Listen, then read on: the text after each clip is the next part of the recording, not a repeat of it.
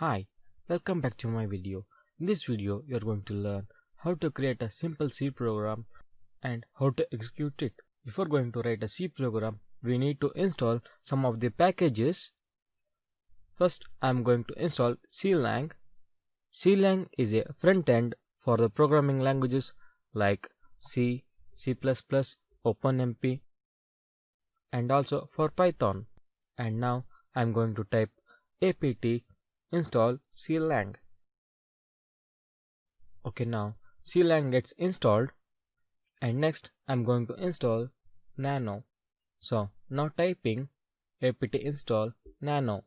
Nano is a command line text editor that can be run for a command prompt via telnet or SSH session.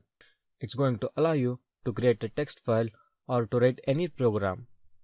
Okay, this gets installed. Okay, now it's time to write a simple C program on your Android termux. So now I'm going to type nano new.c.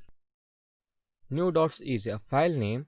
So here comes a nano text editor, and now typing /include stdio.h int main opening and closing brackets inverted comma.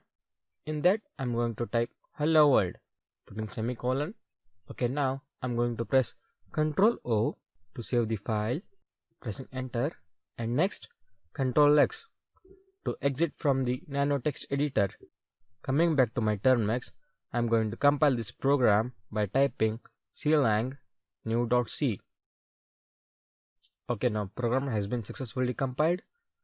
Okay, next typing ./a.out. Here you can see the hello world. So this is how you create a simple C program on your Android termux.